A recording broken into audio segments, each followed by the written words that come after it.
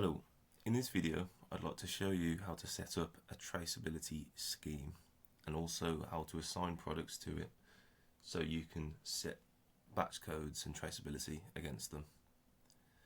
So first thing to do is open up your MX business and we'll want to click on the pencil, and at the very bottom trace scheme editor. So you can see here I've got 3 set up, but what I'll do is I'll create one from scratch. So we click the plus and allow it to assign you an ID. Give it a description. So a lot of the time we'll have schemes for different types of meat, for example beef, poultry, lamb, stuff like that. So let's call this pork, for example. Down here, the barcodes, you can leave that as multiple, that's fine. The retention mode, now what this is, what you'll be using is these two mainly. The retain by PLU, what that means is once you select the product, enter the traceability against it, that product will hold it only, specifically to that product. So if you choose another product, it won't have that list of traceability you've already entered. So it's up to you which one you use. Schemes more common, so with the scheme it just means any products, if you assign traceability to any products in this scheme, they'll all have it listed, which is quite helpful because it saves time. For example, we're doing pork, so we'd have all the products assigned to this scheme. Once there's traceability assigned to one of the products, it'll be available to select on all of them. And normal operation will always be normal like that. Trace also delete. Now this is the amount of days ahead the traceability will delete itself. So what that means is if that was 3, for example, and you enter a batch code of 1234 against the traceable product, that batch code will delete itself from the list in 3 days time, which can be helpful to keep the data less messy and easier to use. I would recommend 7, but it's completely up to you. Down here we've got the types of scale modes it will work in.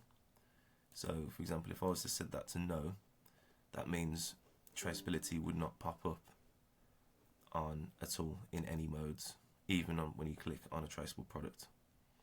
So for the purpose of the test, I will put these on yes. So labeling, you can leave this as it is. It will generate that itself, and this, you don't need to worry too much about this either. The important thing now is the trace attributes. Now what this is the questions it will ask when you select a traceable product. So if you click the plus, you have to give it an ID, and just to show you what these mean, if we click the plus, these attribute IDs are just different values you can use. So we've got like a date, ones that use dates as unit of measure, stuff like that. I would say to start with AI 10 and downwards. That's pretty much the standard. You can't really go wrong with that. So description, batch code, and then we've got mandatory, do they have to enter it or is it optional? The message category, you don't need to worry about this unless you want to use like an advert text or an extra message. And this bit, this is quite important. So one of the attributes has to be the first key field, so the first field, the first question it asks.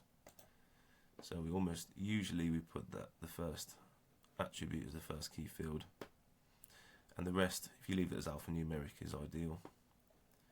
So we click the tick, and now we've added the first attribute.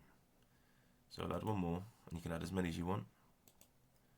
I'll go for AI 11, and we'll go for cut in, which is a very common traceability question. And this one isn't a key field, and we'll leave it as optional. click tick, and what you'll do is you'll keep going down until you've added all the attributes necessary. So once that's done, you click the tick and it comes up like this. Now what this is the trace panel it generates, and what that means is it will generate a label with a trace panel label with these two attributes on, or whatever you have, and it will generate them into a label. Basically what that does is once it's done, so if I click this now,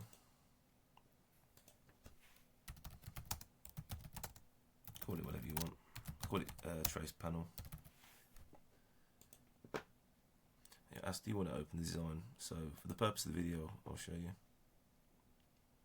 As you can see there, it's made the batch number cut in with the field which you'll be entering on the scale. So yeah, this is a label. So we click back, you can see that's now done. So if we go to a different label,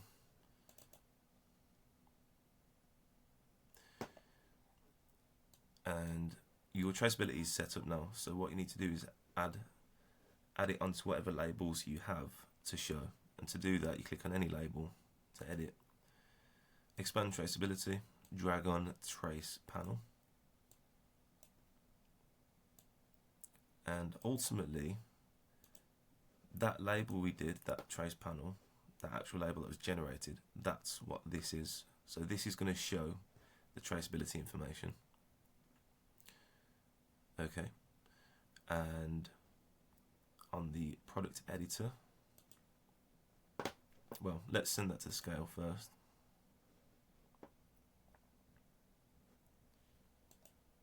Okay, and the actual traceability set up now. So the last thing to do is assign it to a product. Now obviously this bit I've got a separate video on, and it's best to do it in Velocity. The video itself is called Assigning Products to Traceable Schemes. But if you wish to do it in MX Business, you double click and select the traceability scheme, click OK, send changes. Now you have traceability set up, and you've also got a product assigned, and that's how to do it. I hope this helps, and if you have any queries, give us a shout. Thanks for watching.